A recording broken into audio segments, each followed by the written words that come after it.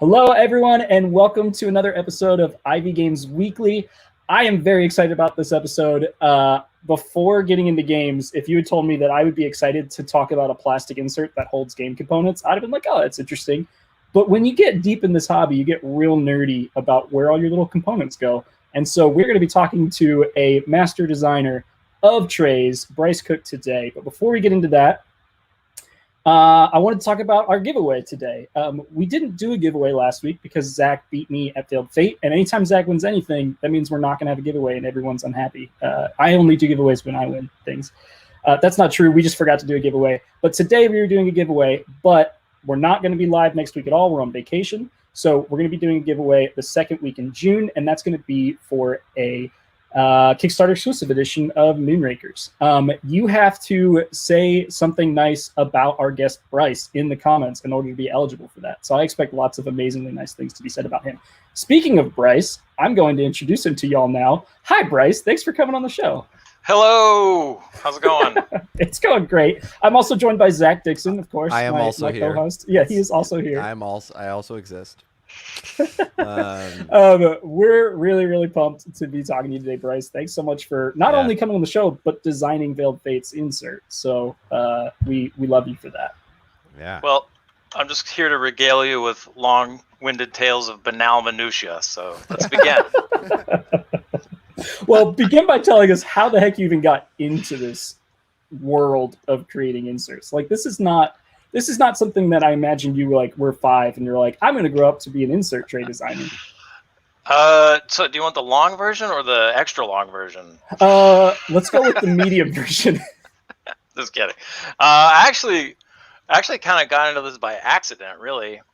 So before Game Trayz, I spent many years doing graphic design and illustration for board games. Oh, and nice. Then I had actually heard of Game Trayz at one of my prior jobs, and I thought it was pretty cool. And then I just happened to know somebody who knew somebody, and then there was a post. I think it was on Facebook, maybe. It was like a cry for help, basically, because Noah, the guy who started it, was he is just getting slammed with work, and he needed somebody that knew engineering software and stuff like that. And I had some, differing skills via other 3D software, but I had used engineering software before and done some surface engineering, but he was a hard guy to track down. It basically took 2 months of me hassling him to finally get me to do it, and he put me through this test, and it was passed with flying colors, I guess. And then now here we are, almost 3 years later, 2.5. 3. What does a test for that look like? Was he just doing this? I don't know. I guess he wanted to know whether or not I actually knew how to do 3D stuff. And yeah, so it was pretty easy. It's all parametric surface modeling, which is a nerdy way. I know what that means. Nice. Yeah. Zach No, actually probably does know what that means, but I do not. Less than Bryce knows Zach, what pretend. it means. Yeah. No, that's awesome. No, I remember us trying to figure out how in the world we were going to do the Moonrakers insert, because we didn't know you then, Bryce. We didn't have you in our lives. And it was just I don't know, maybe we'll just time. I think I mocked something up in Illustrator maybe, and then and Max, one of the other designers on Moonrakers and also our technical director, I'm like, Max, can you make this in Cinema 4D or something like that? And then I felt like we showed up to Panda and be like, I don't know, can you use this? Is this something that can be used? Panda was like, what the heck is this? Their tray engineers spent a long time on that, trying to get it to an actual functional state. And don't get me wrong, we're really proud of the Moonrakers insert. We just realized that, hey, maybe we don't make Panda completely redesign our model. Yeah, maybe not. Yeah, maybe not. Yeah, factory trays are, God, I don't know if they're not necessarily behind the curve, but they don't generally keep dedicated staff around because Right. it's kind of like a I guess it's not a new concept, but for the longest time, the vast majority of games had like the cardboard trough and Ziploc bags, and that was it. Yep. You know, It really does affect your initial perception of the game, though. Like for years, I had heard like, "Oh man, Terraforming Mars, the best game ever! Like it's amazing." Zach got it for me for my birthday, and I was so excited. Like the party ended, I opened up my box Terraforming Mars, and I'm like, I don't know if I'm ever gonna play this. Like it's just like 40 bags, and don't get me wrong, I'm not ragging on Terraforming Mars. I love that game. We bought the big box. It's a goat. Like it's a goat game. yeah. It's a goat game for sure. And so like, but I opened that up and it's like, I don't really want to figure out how to play this because like it's gonna take me an hour just to figure out what all these little parts are and organize them. So like it matters. It really does matter. But so that's kind of how you got into it. You had to take a super secret test and you had to hunt them down and force them to give you the job is what it sounded like. But I'm really glad you did. I mean, how many trays do you design a month at this point, Bryce? It seems like Game Trayz is everywhere. So I think we're up to about 40 projects a year at this point. Okay. I thought you were going to say month, and I was going to be like, calm down. Yeah. That's too many. That's too many, Bryce. So, yeah. So we, some months I want to say like February, I put out like, it was like 6 or 8. It was nuts. Oh my gosh. That's a lot, dude. It's a lot. So things get a little hairy. I get a little stressed. Thankfully, it's, not every project is like, Chronicles of Drunagar, where you've got 8 boxes to deal with. But yeah, so sometimes you can get out a lot of them that are small, but no, it's true though. Like, I mean, let's talk about some games that I think really would benefit from a tray, especially a tray that like it's like every person has components that they're going to need, and it would be amazing if they came in a single tray versus like Twilight Imperium, one of my favorite games of all time. It is very hard to unpack that thing and start playing. Like it is a beast, and that even has a custom insert, and it's still just a beast to try to open up. Yeah. Wait, and then the other big conundrum is just like the Gloomhaven problem, to where it's just like there's no way I'm getting all that stuff back in the box. It's just like don't even get me started on there. I actually talked to Isaac at a convention, and I was like, Isaac, buddy, your game is really fun. I like it a lot. And then I paused dramatic, and I was like, but what happened with your box? Can we just talk about that for a second? And he just grinned, and I don't know. I think that's one of the only games where we just kind of like, just kind of shovel it in there. Yeah, just kind of put it in there, just get the box, and then you open it up, and it just like spills out everywhere. Spills out. And it's always like an inch higher. The lid is always an inch off the base. 6 I don't inches, even, man. I don't even know what is the deal with these dungeon crawlers. And like I got Sword and Sorcery a while back, like the original one. And once you get everything unpunched and all the minis separated, literally does not fit in the box. No. Like there's like swells for the minis, and then there's like there's a stack for cards. And then once you take the shrink off, all the cards sit about this far out of the well. And then like all the corridors, there's nowhere to put the tokens, literally nowhere except in bags. And they don't give you enough. And you have all these like tiles. There's like tiles, and I was just like, okay, I'll just threw them in there, and they just kind of slosh all over. And what cracks me up is that we're all in the same camp, right? But there is another camp that literally takes inserts out and puts them in so that they can condense 2 boxes worth of stuff down to 1 box of stuff. And like they have like plastic carrying cases that carry like 3 games instead of 1 big box that carries 1 game. And like you need the space, but like I'm too much of a game component neat freak for that. Like I could never take apart a box like that. I mean, I guess if it had a terrible insert that I hated, I could do that. But anyway, all right. Tell us. Okay, I didn't mean to cut you off. You can respond to that. Nancy, that's you. Is that her? Or Nancy, are you saying you take the inserts out? Well, you make your own inserts. I combine all the board games in 1 box. All right, good to know. But Nancy, you also design your own inserts. You don't just dump it in there. So I think that's you, at least. I think you're designing inserts. We have a couple of people in the chat. Gaia Project and Arnek made me puke when I saw those bags. I have Gaia Project. I haven't opened it up yet.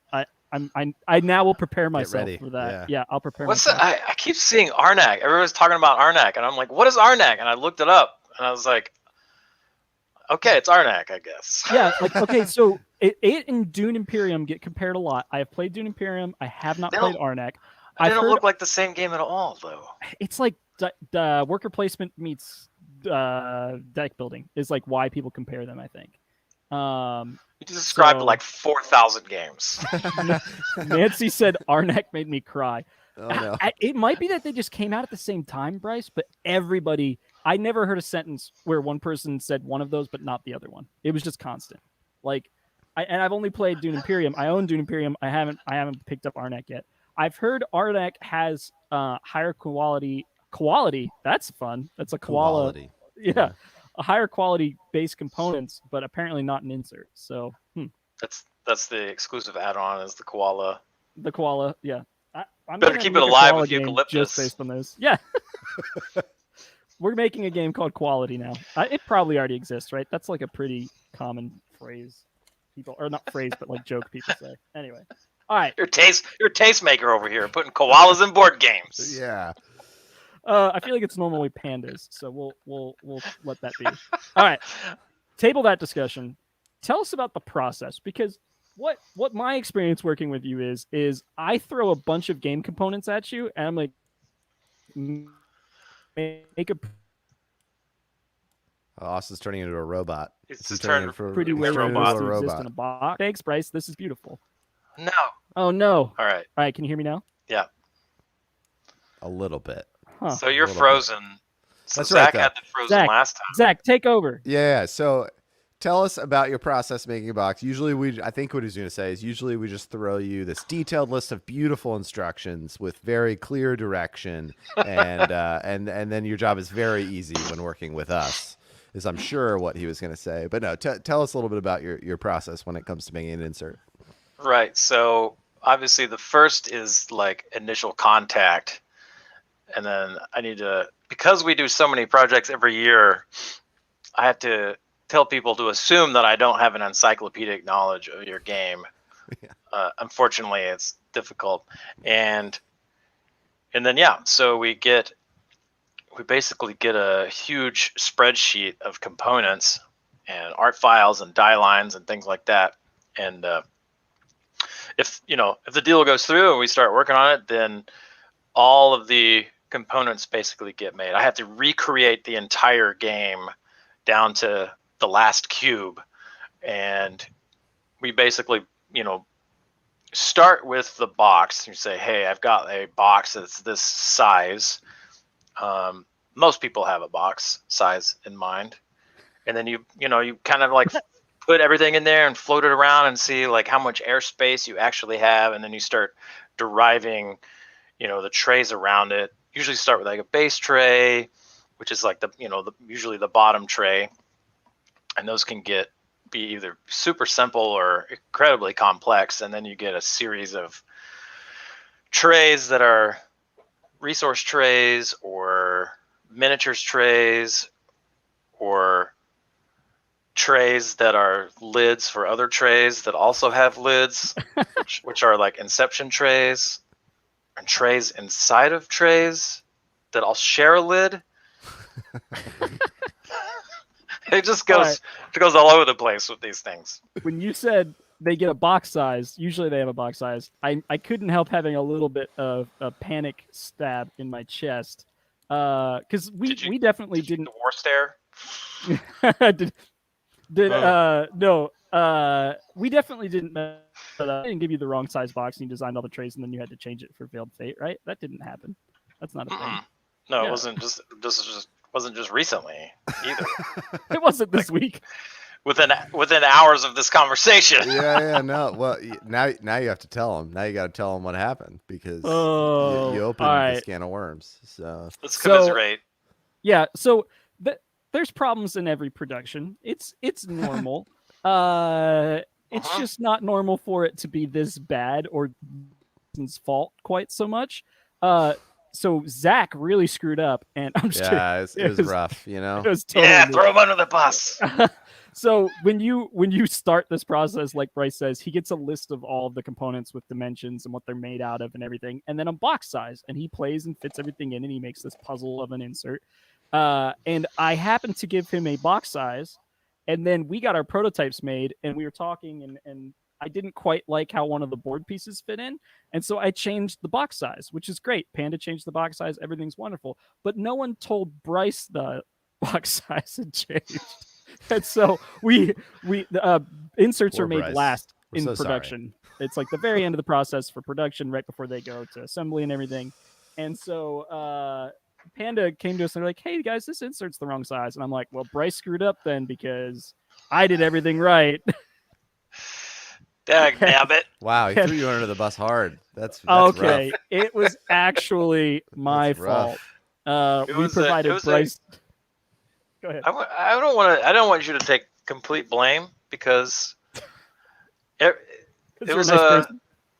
it was a it was a comedy of errors, we'll say. Yeah. Anyway, the good news is you fixed it. But obviously, it's fun when problems happen like that. And you lose sleep and you panic, and then Bryce comes along and fixes it. Thanks, Bryce. So for any creators out there who may be listening to this, it's important if you talk to Game Trayz that we have a continuous discussion about your box, maybe daily. We'd ask, is the box still the same? Up until 6 months out, and then we're. So if you're wondering, from now on, when Bryce emails you, is the box the same size as it was yesterday every single day? Now you know why. Now It's you know why. because Just get my ruler out. Let's It's measure our it fault. each day. Yeah. Nancy Yeah. says So it's normal is the polite way of saying it's not normal. It was on fire, and Yes, that's kind of yes. right. That's kind of right. But there's a production problem somewhere on any project. Like that's just what production is a series of Yeah, problems until a new product pops out the other side. yeah. So getting back to your normal process here. So one of the things that I love about Game Trayz specifically is one, you get a lot of theme into it. So I'd love to hear about diving in and getting some, obviously colors and logos and things like that. Like the thematic element is so fun. I love to see that. And then the second part of that is also the function of it. I feel like a good tray, oftentimes, pull it out and it's a part of gameplay all of a sudden. That requires a lot of, knowledge of the game, knowledge of the world. How do you go about those aspects? So I get super annoying whenever I start talking with some clients. Sometimes it's really easy, but yes, it's really nice whenever you have a nice large box and you have lots of space to make cool shaped trays. And so we don't always try to upsell people with Game Trayz, but a lot of times it almost seems like some people don't quite understand what Game Trayz actually is. They're just they think it's one step over just a basic insert, when it's not. There's a whole thought process that goes into it. Austin and I don't know, we probably had 5 or 6 calls, I want to say. Maybe I'm exaggerating, but No, I think it was that. basically me going, okay, well, what if are your minis here? Are you going to have them separate? I have to be very scrutinize your Kickstarter or however you're coming up about it, and say some people for example, my father's work, I just did that. Yeah. And I really like the system that came out of that, but sometimes you have to tease things out of people where that top tray is full of miniatures and it has big areas for sorry, I got a huge render of that I could probably post, but at first Renegade, this is our first project with Renegade. Basically, I had to walk them through the idea of what Game Trayz would be, and I said, so you have 4 players, you've got a bunch of stuff, you've got a ton of these miniatures, And do you have player stuff? No, we don't really have player stuff. And then, 5 or 6 conversations later, I'm like, okay, it looks like you've got a lot of player stuff here. You've got this token, this token, this token, these things, these things, these things. What about the miniatures? Are the miniatures, like, are those player specific? And they're like, no, they're not player specific, but each player has their own rings. So with that game, all of the miniatures, there's like, 5 or 6 different series of miniatures, but each miniature, you can have like any combination. You can have a hunchback married to this beautiful lady, and the beautiful lady's a mad scientist, and the handsome scientist mini is actually your caretaker. So you can mix and match however you want. So I kept trying to be like, okay, so we should have player trays. Like, you really need it, like, because it's important. You just grab a thing and hand it off. But it ended up being after an annoying amount of me grilling somebody about their game, asking important questions, then you end up with these things. Yeah. And well, it's been really fun to get you involved in our next game, like a little bit earlier on this time too, because like we were able to be like, we even determined like board size based on like kind of your feedback. It's just like, what if we could get all of our player factions, like you're saying, like pull out one tray and it's like that player faction, and like we actually shrunk our board to like make it function like that. And it was really fun to be able to get to work with you so early on in the process this time. We get all types. We get people who they come 6 months out. They're like, hey, this is going to be coming down the road. And it's like, yes, this is great. You have all kinds of time to think about it. And then you have people who are like, hey, my Kickstarter is in 2 weeks. What do you think? And I'm like, I don't know, man. and then you get there's my Kickstarter just launched. Can you help me out? And then the fourth is the worst, is 6 months after the campaign has ended. They go, we have no idea how to make an insert. Yeah. What's going on? The factory doesn't care. That's rough. Oh, we do need to talk about Tidal Blades, because I think that might have been my first introduction to you, and it is fantastic. Dark Fox just called it out. I love how that came out. That was like probably my first, like I love how well integrated the style is into the style of the game. Yeah. Mm-hmm. Like it doesn't feel like a manufacturing piece. It just feels like I don't know. I actually have a question. Did you also design the dice tray that is kind of part of the insert, or was that like a separate component? Just for clarity's sake, this one is one of Noah's projects. Okay, nice. I did help on it.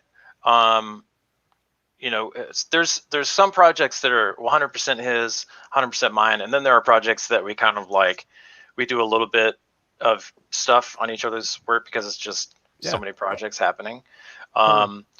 So this, Tidal Blades was a beast because it had retail box and it had the deluxe Kickstarter version. Mm-hmm. So you basically, the hard part of it is that you're trying to work an insert and pack all of the same things, in quotes, essentially, into 2 different boxes. So there's like the main retail box that has a version of the insert, and then there's the whole other basically extended box.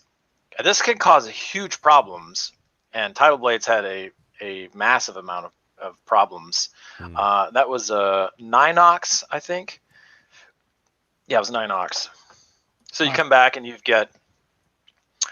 get boards that are cut slightly different, and Tidal Blades, even in the end product, there's still sections of the tray that like abut boards because the boards are ever so slightly changed. We had problems with the squishy fruit. The squishy fruit they used actually started melting our trays. No way. So they had to go back, and I can't remember. I think they just used a different plastic for the trays. It's so interesting to hear you talk about problems with Tidal Blades, because everything I've ever heard on the consumer side is this is the best insert that we've used up until that point. Yeah. Title Blades was 2-3 years ago at this point when it kickstarted, and so I love hearing, because like on my side, like we just were transparent about a problem that we had because I made a major mistake and it completely changed the board, and I would never have known that about Title Blades because the end product is so dang good. And it's just interesting seeing it from your perspective, because everyone's like, that was amazing. You're like, that was really hard.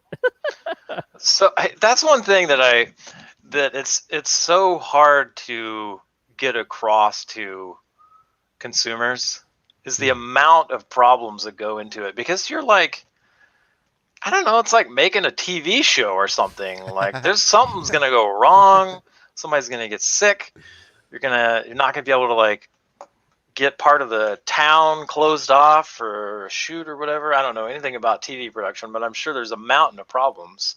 Oh yeah.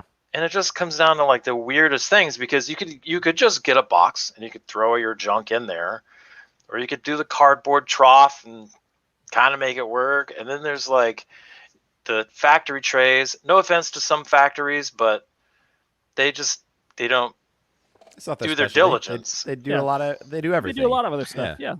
It's a lot. It's like, it's an astounding amount of work sometimes to make a tray. Like I'm starting Bard Sung.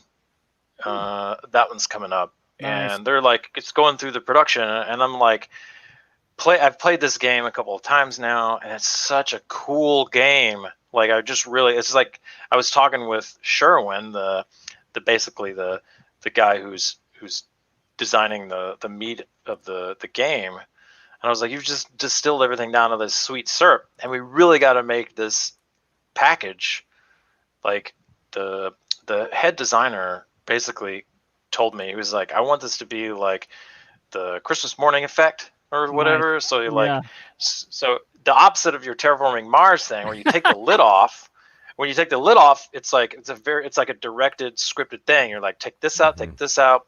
There's that. Lay it on the table, and you're playing within like 3 minutes, and the insert has to allow for that, because things are packaged in a certain way, and you just pull them all out. You hand the player their little, like, this is your character. It has all your stuff, and it's like an experience. And I tell you what, I am just doing this for professionally. I'm so spoiled rotten now. It's like, it's like, I like the Terraforming Mars thing. You like open the box, and I'm like, oh man, this really needs a good insert. I could just hand my wife her tray, and she peels it open and starts playing, or she can help me set up for 45 minutes. She's like looking at her phone, like making coffee.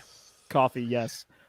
So I'd be remiss if I didn't. I'm wearing their hat, so I'd want to talk about Orange Nebula, because there is a case study on your guys' website about Vindication, and then just a little bit about their trays there. But then they also have. Are you guys potentially working on Unsettled as well? Was that a Game Trayz project or no? Oh yeah, Unsettled. I thought it might be. Sure. That's that actually has gone through like 3 revisions or so. Nice. I was busy with a bunch of other projects at the time, so the only thing I really did on Unsettled was do all the renders for everything. So if you see all their sweet renders, that's me, baby. I am irrationally excited about that game. Yeah, they make cool games, and it's really good. Vindication, actually, I don't know. Is it a secret? Honestly, I don't know, but they're you know what? I'll just, even if it's not whatever, spoiler alert, they're coming out with a new box. Nice. I think there's some more stuff going on with that, and then basically everything that is wrong with the Vindication trays is getting corrected. Oh, nice. All the way down to some design functionality, and all the way up to plastic and insert quality. Is it everyone, or is it just board game creators that like see a graphic like this and get excited though? Where it's like it's not just well organized, but then it's also like I can see how it all fits in there, and it's just like I don't know. I really like this graphic you guys have on your guys' website nice. of just like the process there. Yeah, I mean, I we do it all the time. I like doing the explodes. It's a lot of work, and when you're doing like 40 projects a year, it's hard to get them all. But Definitely. I go to some Kickstarters now, and I'm like, I'm reaching this point where it's like I see these games, and they have like 10,000 components, and no inkling of how that's going to go in the box, display it on their campaign, and I'm like, how are you getting this in the box, bro? And I just like start losing interest because I don't want to like tie my enjoyment to like bringing it out. But it is interesting how in some ways something that was just like an add-on or a stretch goal in the past of like an insert is now so key to me in like what I'm looking for on a Kickstarter page. And it is become standard. And I mean, it speaks to you, like why you're doing 40 projects a year. Like a lot of the big projects are either working on an insert themselves or working with you guys to do that, just because it is pretty expected at this point. Yeah. Even if we can't get into like there's some companies who just, I don't know, for some reason or another, they don't find value in Game Trayz or whatever, like Cool Mini. They've got a lot of really good inserts, and their factories do a really good job. But they're not, I don't know. I don't view them as like complete solutions, but they're not disappointing, but they're also not, engaging, whatever. Right. I don't know if that makes sense. Hearing you talk about the, just like you almost talking about like a reveal made me wonder if have you worked on any legacy games? Like, I feel like a legacy game would be like such a wonderful, like, I feel like would suit what you do so well with that, like, because there is all that like revealing, like, don't open this until you've reached like hour 10 of playing or whatever, and like hiding almost all those different layers. Have you worked on anything like that yet? Yeah, so I mean, we've done a couple at this point. One of them is, I guess it's maybe out now. It's Mind Management. Mind Management, okay. Mind MGMT. And that one has like a whole flip book. And inside of that are individual trays, and they hold. That was basically like a case study in how to hide components within individual packages, and those are like basically they're trays about yay big.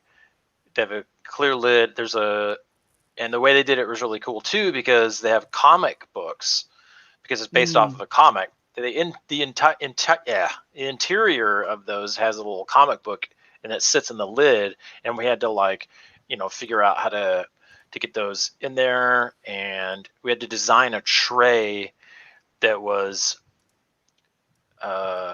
universal enough to fit all components in each one of those things, because you don't want to make it complicated in a way that you've got like a dozen different trays for a dozen different, right, basically miniature expansions, because that gets expensive from a production standpoint. Yeah. Oh yeah. Both from creating the molds and from having the factory pack everything out. Factories do not like having their production line bogged down with complicated pack outs. Let me tell you. Yeah, they're like, oh yeah, it will be $100,000 for that. Yeah. It is interesting talking to the factory, and they're like, cool, how many of these things do you want punched out of this punch board? It's like, one, people like punching their own punch boards. It's like a thing in the industry, but also like it's very expensive to have the factory do that. Like it's and like organize things. Like there's a reason a lot of things come unpunched. Just to note, Kevin says that they've already talked about Orange Nebula has already talked about the redesign of Vindication, so Yeah. we're good there. Yeah, So that's so good. that wasn't exclusive news wasn't to an IVG exclusive, Weekly. yeah. I'm pretty sure it was like in one of their, maybe it was in their Unsettled update or something like that. Man, But you're right. That box is huge. It looks really awesome. Zach, I that's like maybe one of the games I'm most excited to play with you because it's like kind of like narrative RPG, trying to survive, but also within a board game. Like it's not a narrative RPG, but it has like really good story feeling, like that comes about through while you play it. So it's like we're trying to survive on a planet, and like I contract space worms, and they're gonna kill me. But Austin. they made me really strong for like 5 minutes, so I can like leap to like another area and get an antidote. Like it's just like wild how they put all this together. Yeah, we got to do something about those worms. They had one of the best Kickstarter videos, in my opinion, of all time. It was hilarious. One guy just kept on passing out. Like it was. I think I remember this. Yeah, it was a really great video. That's fun. Yeah, I like them over there. They're fun guys. They're super busy, so it's hard to have long conversations with Orange Nebula. Yep. But Tom's coming on Ivy Games Weekly sometime in June, I think. So I'm excited to talk to him about everything they're working on. But yeah, cool beans. Nice. So yeah, we've talked about some of the like the problem areas that could happen: squishy fruit melting your plastic inserts, people giving you the wrong box sizes. What's something that you've been surprised by, or something that's just been like totally bizarre, kind of like the squishy fruit? Do you have any other stories like that? I know that's like really putting you on the spot, but like that's such a fun instance that I'm just curious if you have more of those. Anecdotes. We want anecdotes. So right. You want the juicy bits. I don't see, it's hard because it's very rare that you have like a unique situation like that. Most of the time it's really boring stuff like oh, the cardboard wasn't 2mm, it was actually 2.3mm. Now we've got a problem. So you really just it's kind of like mundane problems like that. However, it's really nice because I don't know, maybe most board gamers don't know the whole process of getting a board game made. Like you do the game, but then there's this whole factory back and forth where you get like white samples sent to people, and some people, I'm not going to name any names, they don't give you a white sample of their product. What did you get from us? It wasn't a white sample. It was supposed to be a white sample, and you ended up getting like a full set of metal components from us, right? No, I did get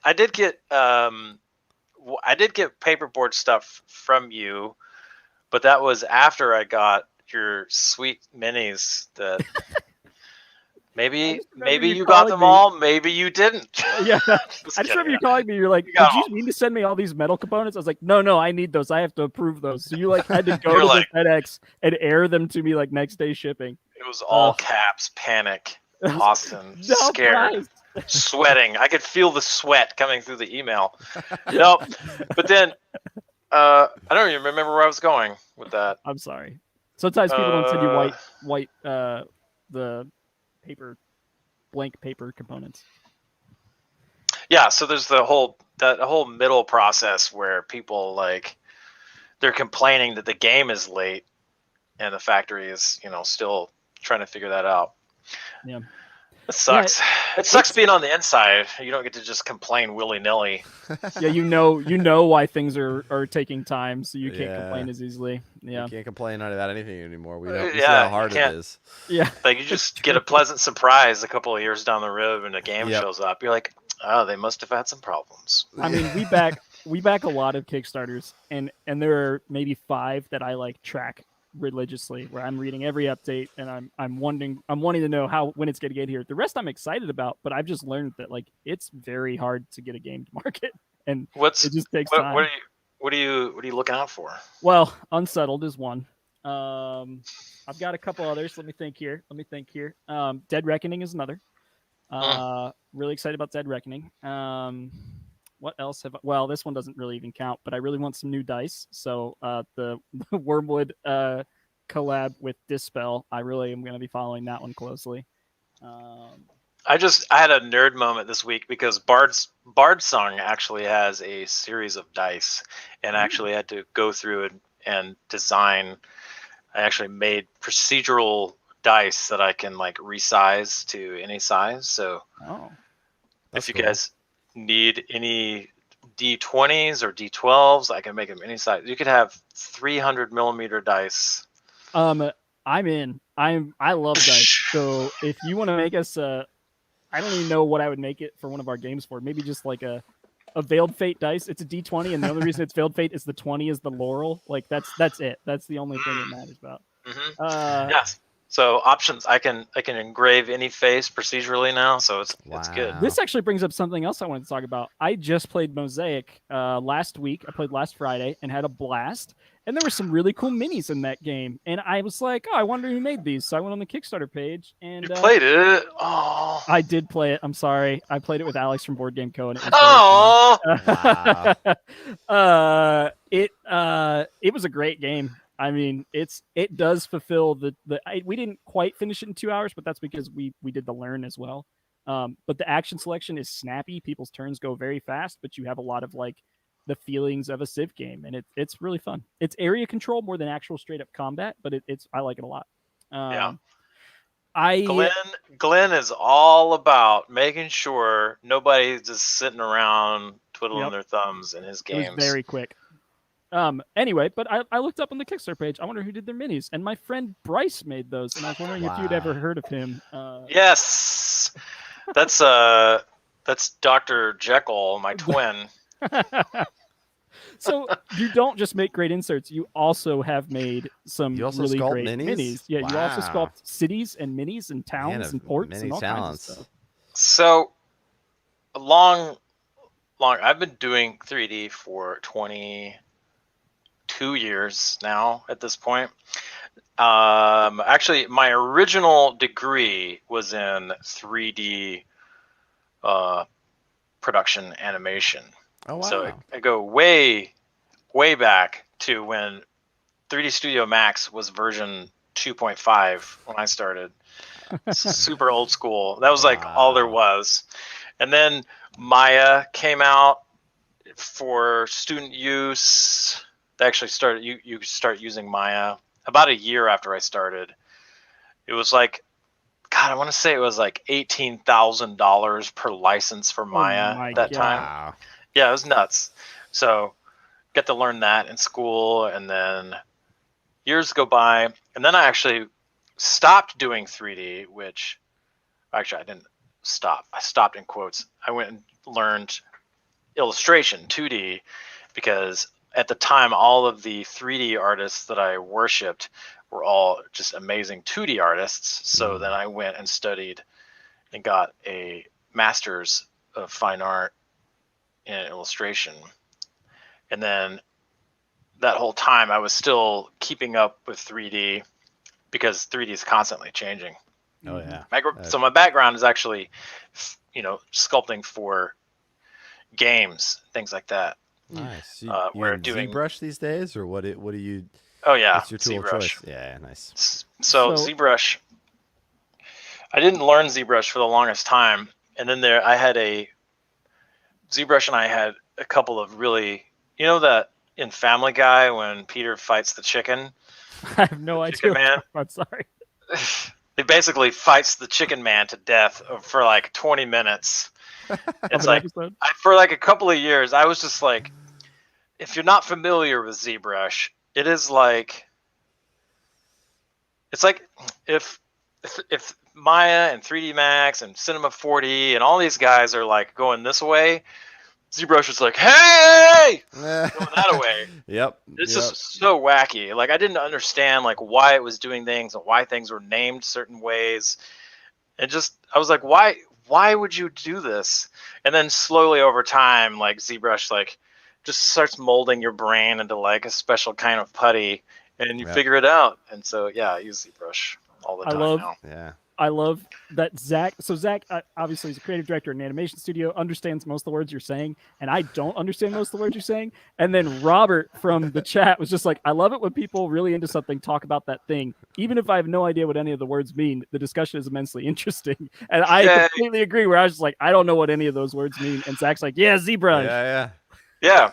I mean, we could talk about, normal mapping, or we really could, Z depth, some or shader programming, maybe. Yeah, or, all that. How's your HLSL? It's like we could really get into it. But Dynamesh. Yeah, I remember Zach trying to explain to me ray tracing for 3D animation, and I was just like, this is very hard for me to understand. So I'm still in the. You just take a point and then you bounce that point, and then you bounce it a whole bunch more times, and then if it hits the camera. The other day, I was having a conversation with Noah, my coworker, for this exact same thing, and I'm like, because he was being really pedantic about a render I did. And he was like, why is that grainy through the lid? And I'm like, that's because everything is raycast. So it's like, it's actually bouncing, procedural light rays through the lid. There's like caustics happening. And I was like, I just had too much roughness on the surface. And so it's like scattering, and I could let it run for like hours and hours, and it might clear up or it might not.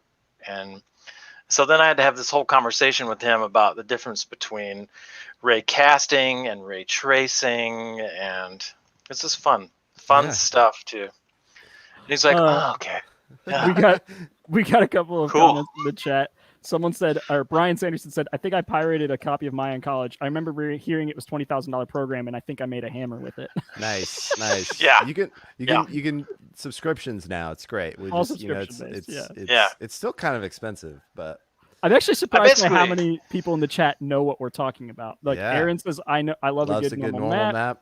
Nicholas says, I don't know. Want to hear more about Dynamex? So I don't know if that has anything to do with what you guys are talking about, but I think not. But I don't know. Maybe we'll do some Dynamex sculpts. Something. Maybe that would be awesome. All right, we have some questions from the Discord. So physics from our team or from our Discord wants to know how much of the designing of the tray, like the extra bits and stuff, are coming from you versus the team, like the actual layout of things.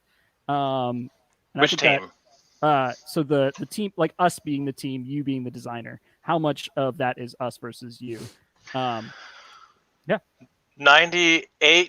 of the time, maybe 98.5% of the time, somebody goes, I need a tray. How does this happen?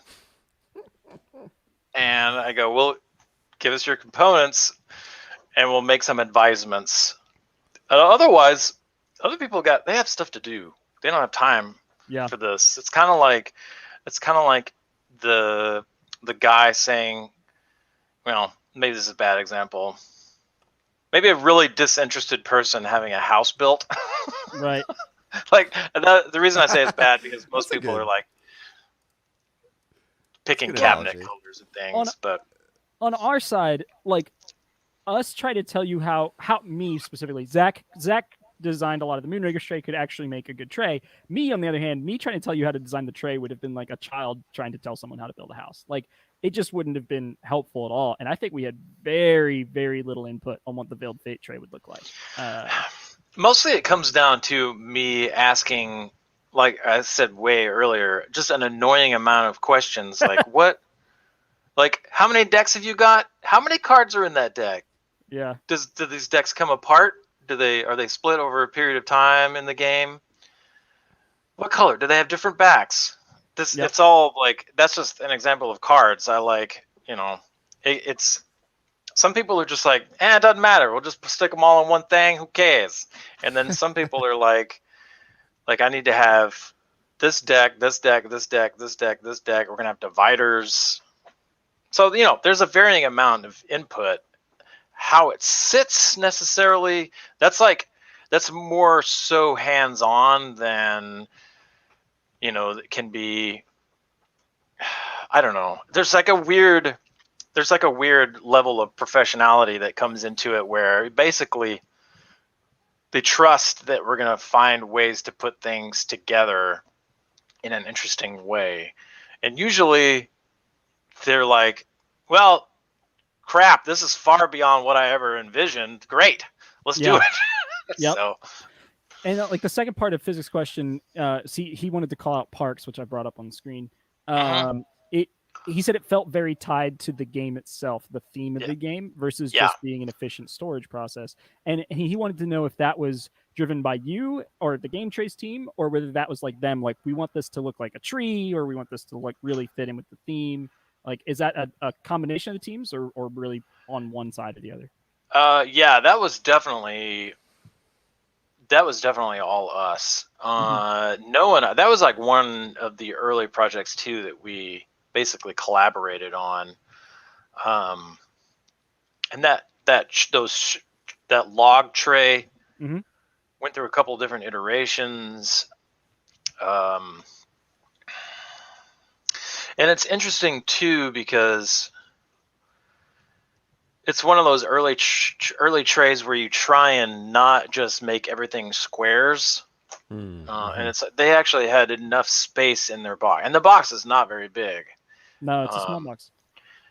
And it's hard to. It makes it easier whenever you don't have a lot of large weird boards. Not naming Veiled Fate or anything. I'm just saying, like, sometimes we got a lot you have of like board, that's for sure. So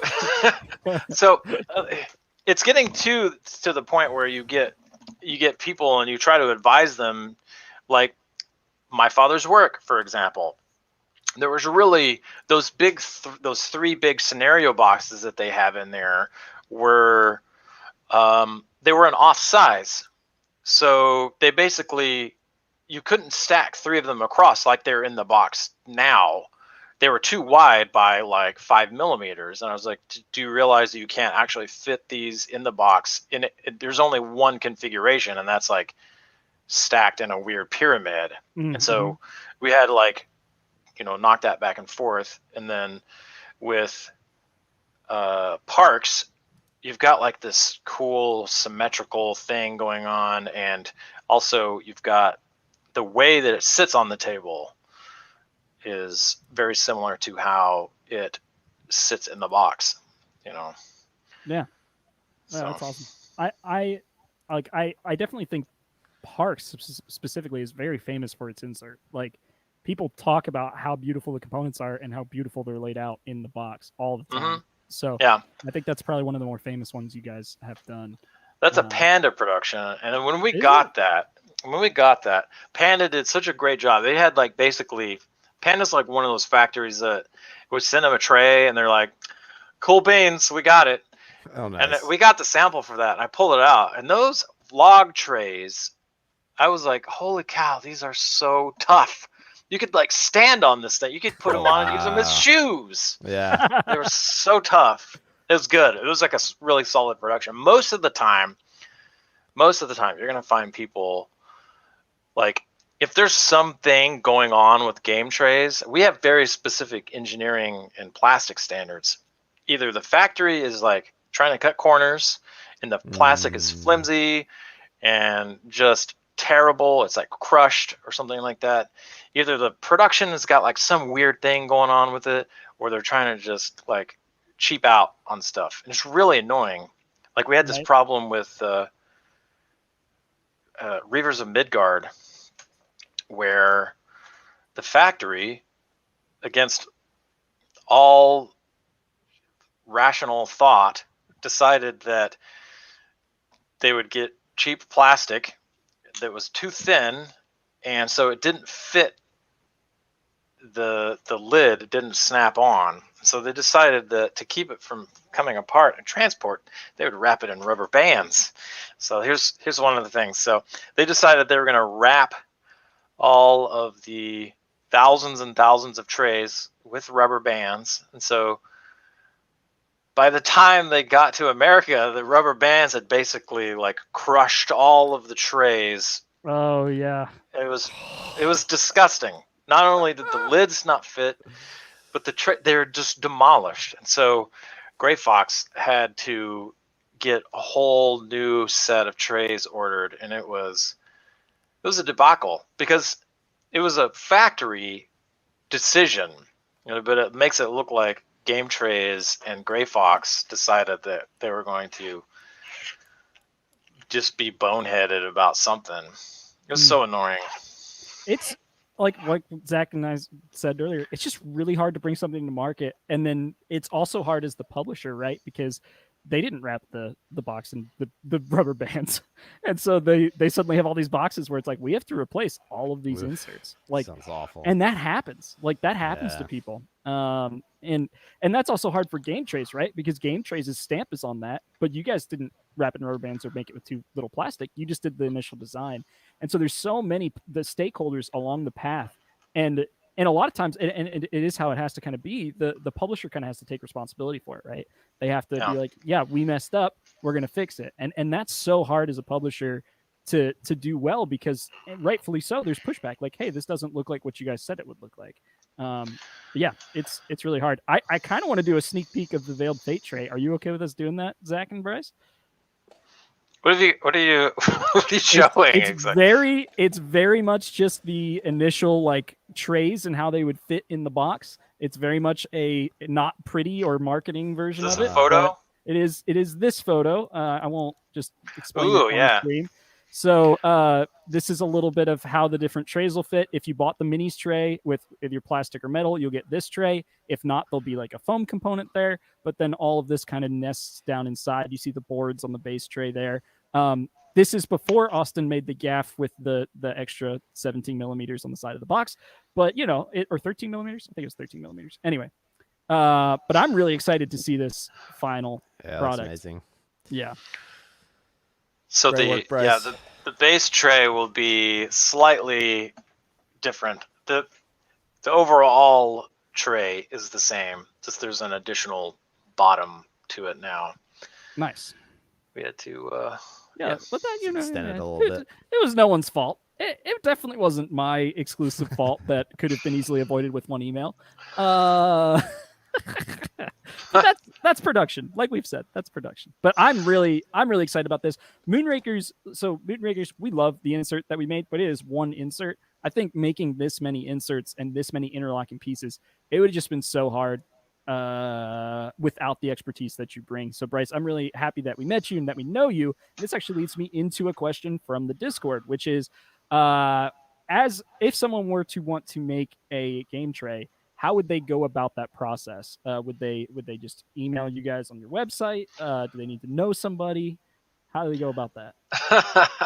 No, it's not hard. We have a submission form on the website. Unfortunately, it's like 300 layers deep at this point.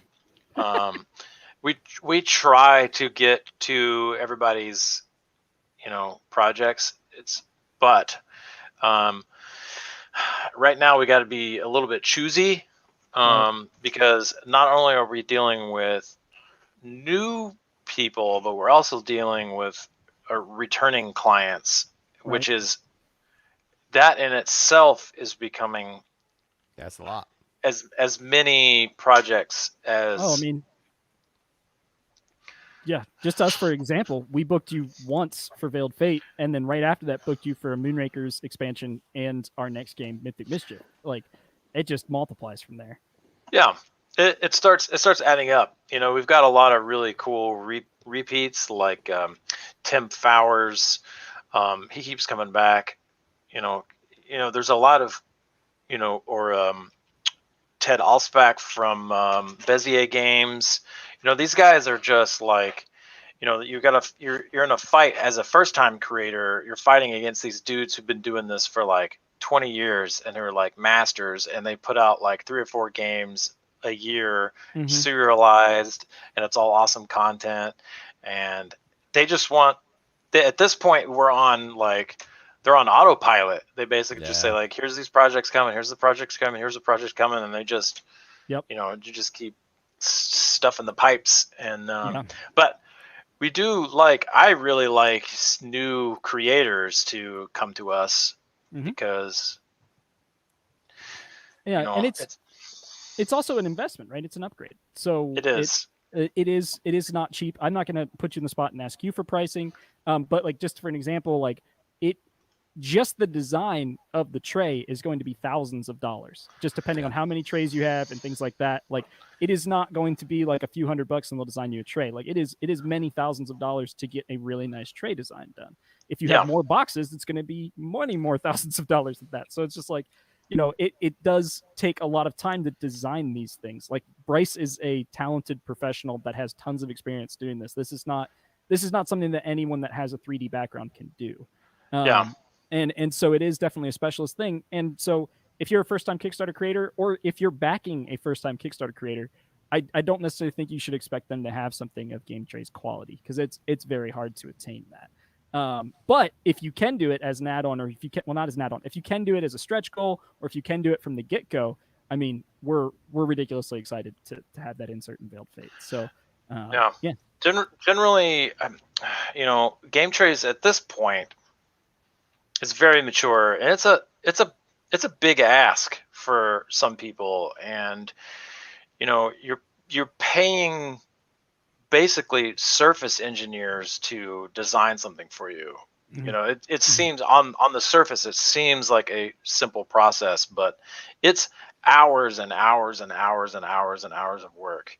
Yep. Just as much as if you were going to be paying a sculptor to do 20 minis, it can get outlandish, because it's a ton of work. Like all those sculpts for Mosaic, I spent 6 months making those. Wow. It's like, I have a regular job, so I have to do like moonlighting, but it was like months and months of like, 4 or 5 extra hours a night.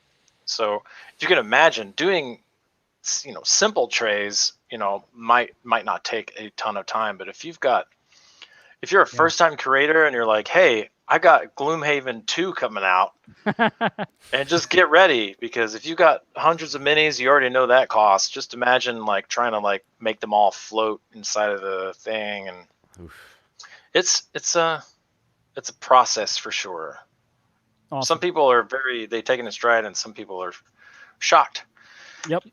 I'm going to say probably 90% of our clients are either second-time creators for Kickstarter, or that makes sense. Repeats. Yeah, it's hard. Yeah, it's hard to make that investment on your first one. It just is. Like, and unless you're doing it afterwards, maybe like after the Kickstarter, but it's just like, which we've already talked about. That's hard to do too. Yeah. Dark Fox says that's the wrong one. Wow, just putting up compliments. I meant to put up this one. I got another comment. No, it's fine. Let's do it. Let's do it. Teamwork. If you want premium, you want Game Trayz, and that was us. Like, we were like, we want Veiled Fate to be a premium product. We're gonna book Game Trayz to help us make it. Like, that was a no-brainer for us. And I'm really happy that we got to do that, because then we got to meet you, Bryce, and I'm excited to keep working with you and to hang out at cons and stuff. Because that'll be fun. It's good stuff. It's always fun to make. We have one more question, and then we should probably wrap up. Someone, Dark Fox, wanted Austin to know how long if you might not know, how long you think the Tidal Blades insert design took, because that was probably one of the bigger ones I've seen recently. Like hours wise? No, just like, of course, it's kind of hard to estimate. Or how long it took to like come to fruition. Soup to nuts. Let's go soup to nuts. Jeez. Gosh, I don't know. I mean, I want to say it took probably the better part of a year, just because sometimes this may be shocking news to some. A lot of times when a Kickstarter is done, the game is not actually done. You're just like, how do I keep feeding my children, but get people excited about my game? So there was not necessarily Game Trayz. A lot of it was like the Cuddingtons having to do art and things like that, or component changes, or figuring out where do we get these squishy fruit made? So apparently at the Toxic Fruit Factory. But they're such good components though. Like, everybody loves the squishy fruit. Moosh. Yeah, our secret word for the giveaway for James Hudson's interview was squishy fruit because of how much people love the squishy fruit. Yeah. So anyway, I'm really happy that we got to talk to you about this because I definitely learned some stuff and have some fun stories because I get to talk to James and be like, "Hey, I heard your fruit melted your insert the first time."